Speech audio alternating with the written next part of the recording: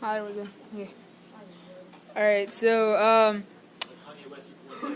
You all should have your assessments, like your evaluations, going. You should have the background ready to rock. Alright, go ahead. okay, so our presentation is on the mute swans in the eastern part of United States and about how they're affecting biodiversity and ecosystem services.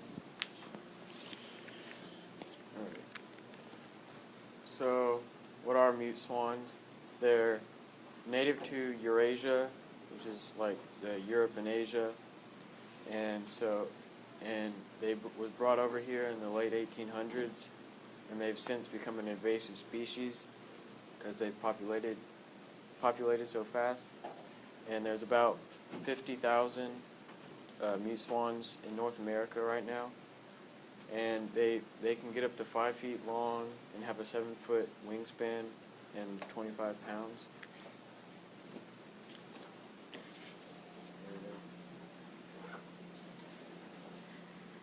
The different problems they cause are things like attacking and killing other waterfowl in the surrounding areas. And they eat most of the vegetation for the other animals that live in that particular area that survive off of that said vegetation.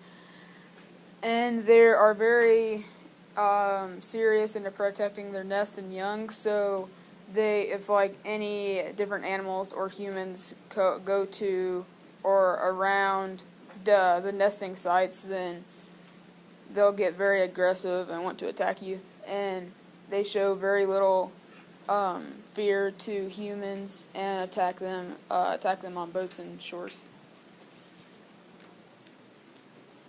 And so that's a video.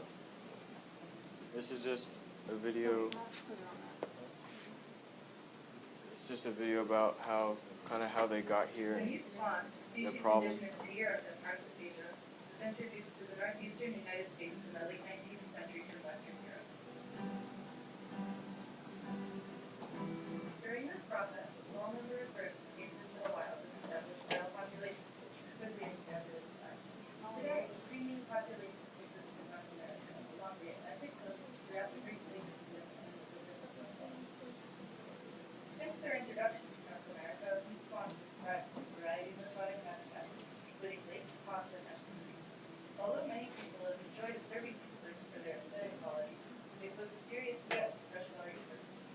Mute swans feed mainly on submerged aquatic vegetation, also known as SAB, such as eelgrass and sea lettuce. An individual has the ability to eat more than 8 pounds of SAB per day, and may include an additional 20 pounds during feeding. This results in a substantial loss of vegetation and is possible to extinction of the number of plants. Overgrazing by mute swans can reduce available habitat for native wildlife and adversely impact the ecosystem. SAB plays a vital role in aquatic ecosystems by filtering out sediments and pollutants, improving water quality. SAB provides food, shelter, and breeding grounds for various species of fish, vertebrates, shellfish, and waterfowl. Due to their territorial nature, mute swans often have to compete with birds for habitat. Their aggressive behavior is led to the nest abandonment of these terns and black sparrows, which are recognized as threat species.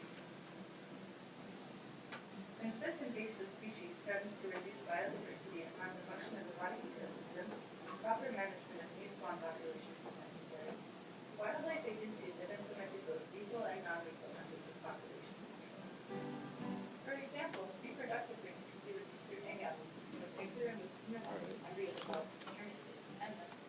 That's pretty much it. They just came over here, and so they're an invasive species.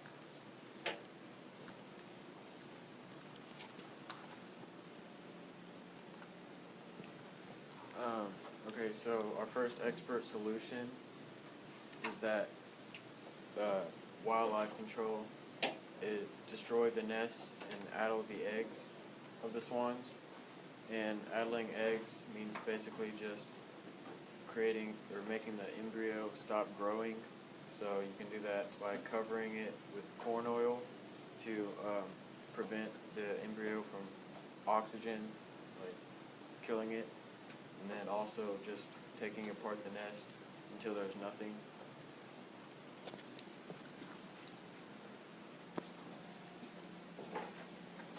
So the second expert solution is capture and euthanize, and basically you would do this by using different swim traps and capturing them manually. And the different ways of doing so, it would be carbon dioxide poisoning, and the drug injection, and cervical dislocation, was basically like in the pictures, snapping their neck, just pulling it apart, and or a shot to the head. Alright, our third expert solution was to relocate the opposite genders so they can't reproduce. And so that's basically just taking the male swans and keeping them as far away as possible from the female swans so they can't reproduce and grow the population. So the fourth expert solution is to fence off swans from certain areas to lower the population in that area, and you would fence off certain places like the public property, private and the aquatic areas where they would normally attack the waterfowl and eat all the vegetation. Alright, so our solution is also to capture and euthanize them, because that seems to be the most effective and humane way. And so we would just capture them, either using manually capture them with workers of the Department of Environmental Conservation, or also swim-in traps, similar that they use for ducks, except larger. And we'll do this at a slower pace than normal, is what makes it different, because we're not just going to all kill them at once, because their ecosystem they're affecting is already fragile. So taking them all out at once could destroy that ecosystem even further. So we're just capturing them right before mating season, and to euthanize we're just using an injection, which is pentobarbital sodium, because that seems to be the most humane way that everyone seems to be okay with. And then the rest of this.